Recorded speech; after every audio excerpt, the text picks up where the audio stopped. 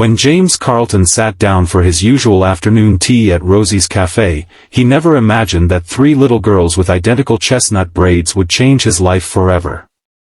With trembling hands, he stirred his Earl Grey, the familiar ache of emptiness settling in his chest, the same emptiness that had been his constant companion since Sarah's death 3 years ago.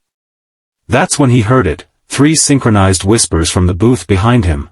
"Pretend you're our father, please."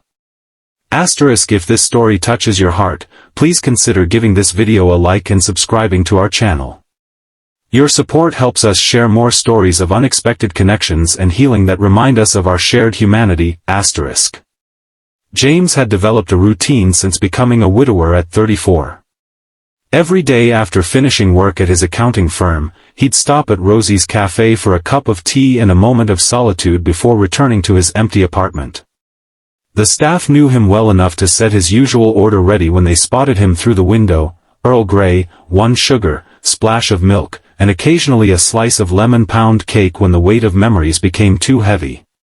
That Wednesday afternoon in October, the café was busier than usual.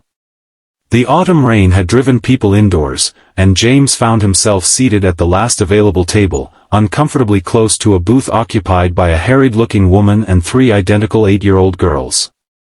He tried to focus on his worn paperback novel, a mystery he'd read twice before, but couldn't help noticing the tension at the neighboring table. The woman spoke in hushed, urgent tones into her phone, while the triplets picked at their shared slice of chocolate cake, their eyes downcast. "I don't know what else to do, Mom," the woman whispered into her phone. "The hospital called again. They need me to start this shift in 30 minutes or I'll lose the position. I can't find anyone to watch the girls." James didn't mean to eavesdrop, but in the small café, it was impossible not to overhear.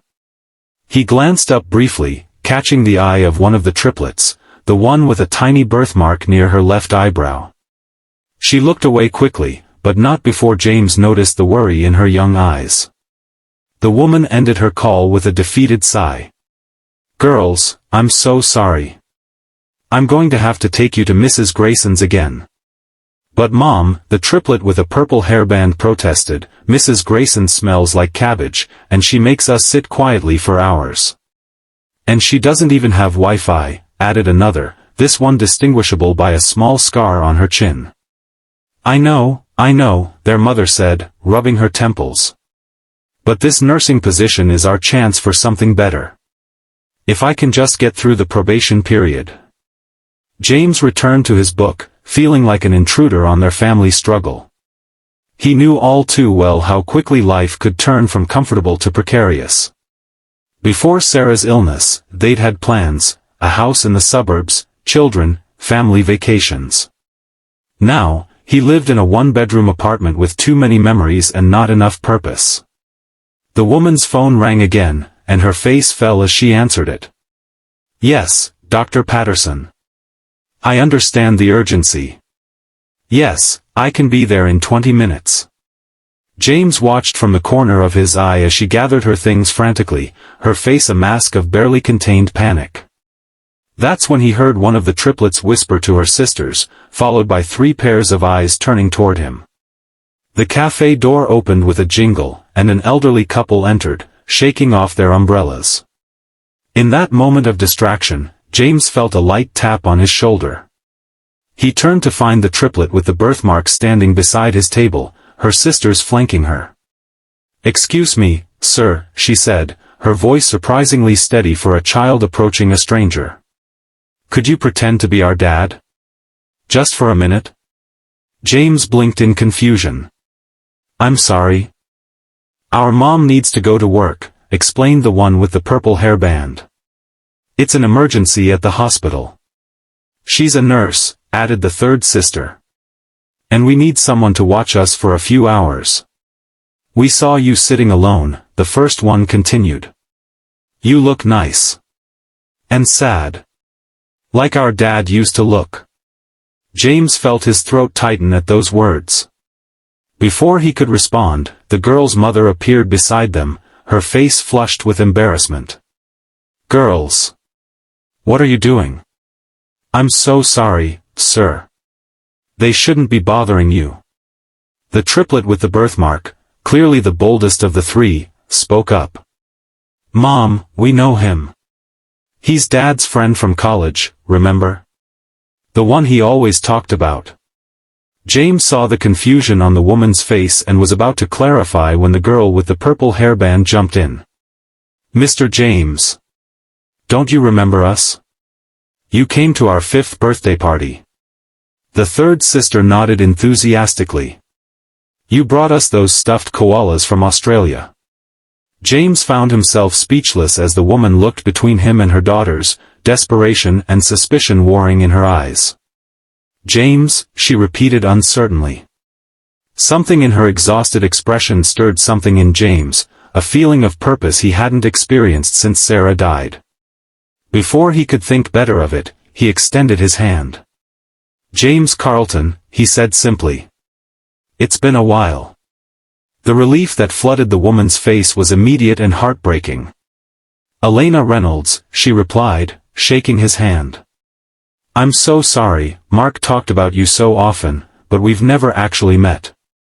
James nodded, playing along with the charade the girls had created. How is Mark these days? He asked carefully. A shadow crossed Elena's face. He passed away 2 years ago. Car accident. The genuine grief in her voice struck James like a physical blow. This wasn't just a harried mother looking for childcare, she was a widow, like him, trying to rebuild a life from shattered pieces.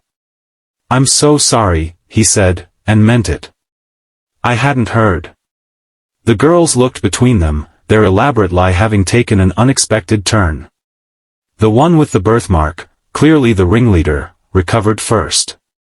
Mom, since Mr. James is here, maybe he could watch us while you go to work? Instead of Mrs. Grayson? Elena shook her head firmly. Absolutely not. I couldn't impose like that. It's not an imposition, James heard himself saying. I'd be happy to help. The word surprised him as much as they surprised Elena. For 3 years, he'd avoided entanglements, responsibilities, connections, anything that could lead to more loss. Yet here he was, offering to watch 3 children he'd never met before. That's very kind, Elena said carefully, but I couldn't ask a stranger. I'm not a stranger, James interrupted gently. I'm Mark's old friend, remember? A ghost of a smile touched Elena's lips. The girls are quite convincing, aren't they?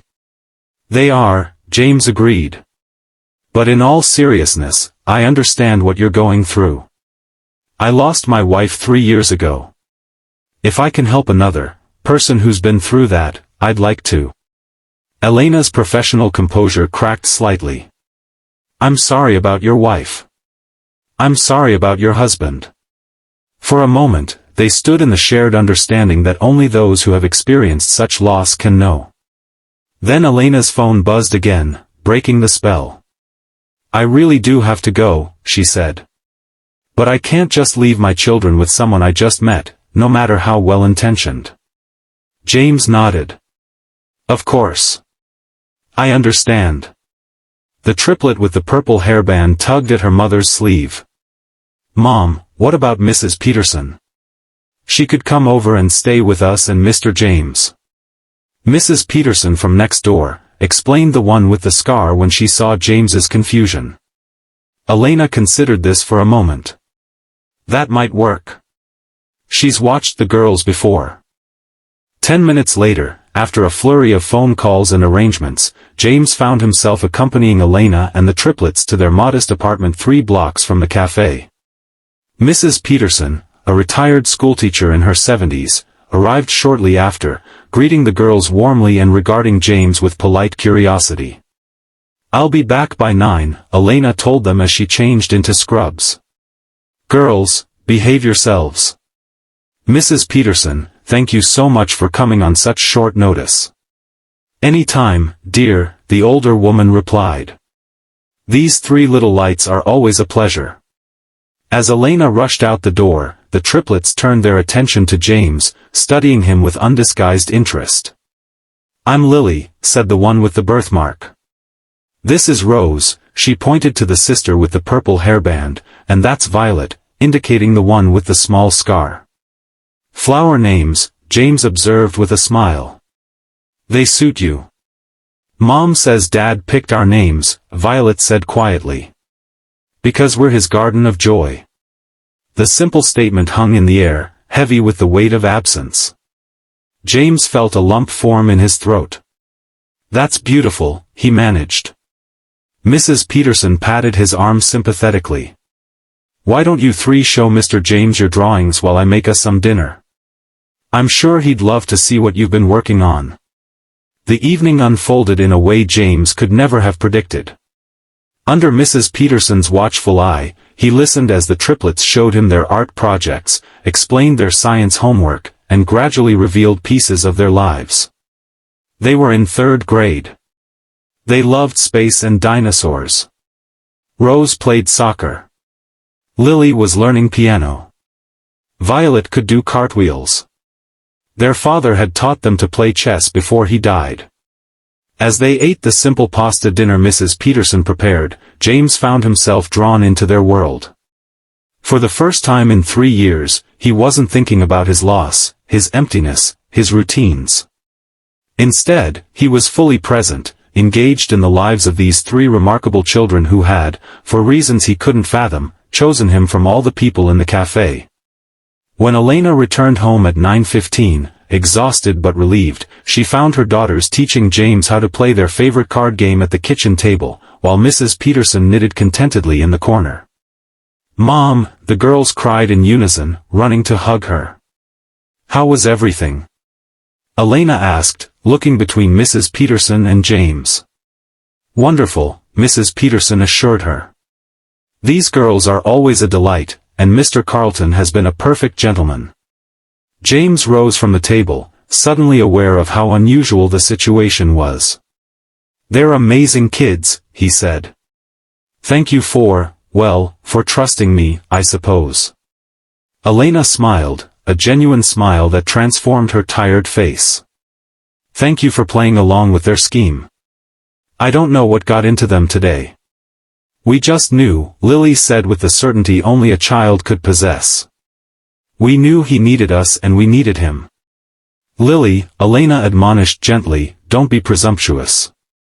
But James shook his head. "She's right, actually. I did need this today. More than I realized."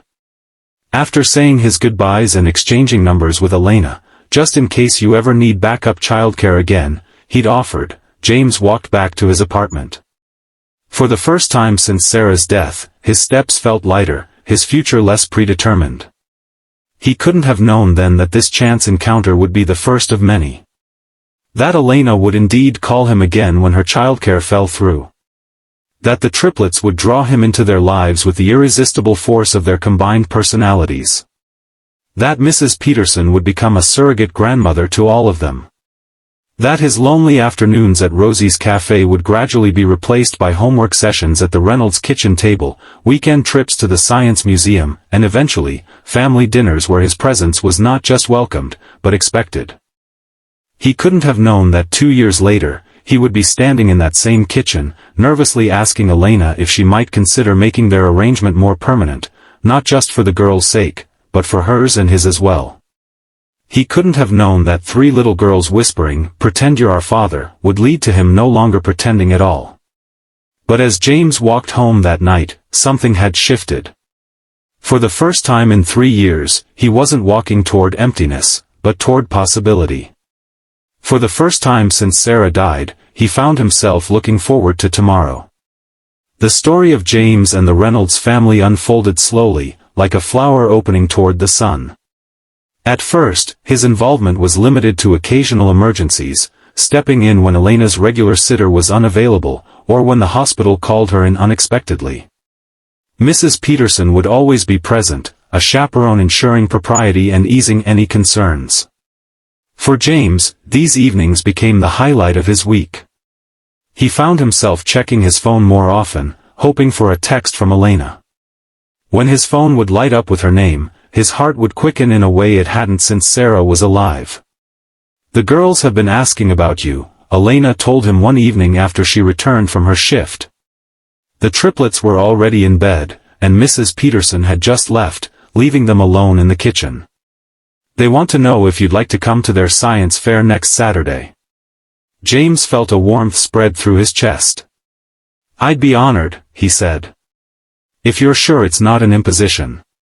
Elena smiled, the weariness in her eyes softened by something new, something that looked almost like hope. You've never been an imposition, James. You've been a gift.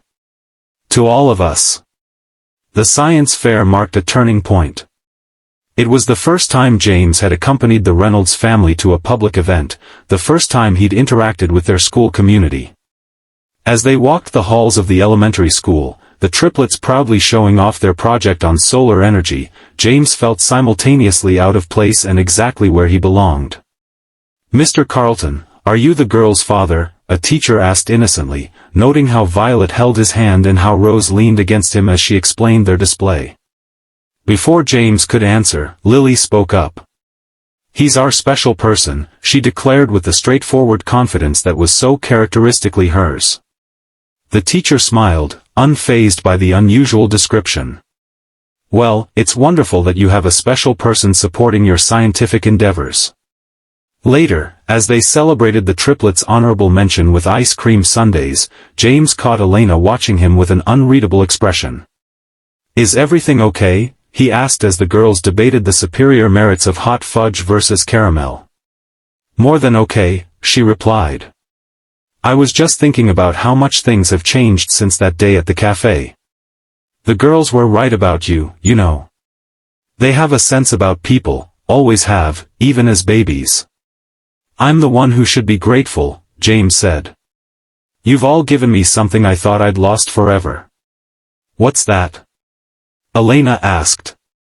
James looked at the three animated faces across the table, then back at Elena.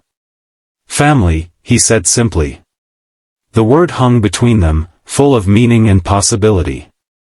The seasons changed, and with them, the nature of James's relationship with the Reynolds family evolved. What had begun as emergency childcare became regular dinners, weekend outings, and holiday celebrations.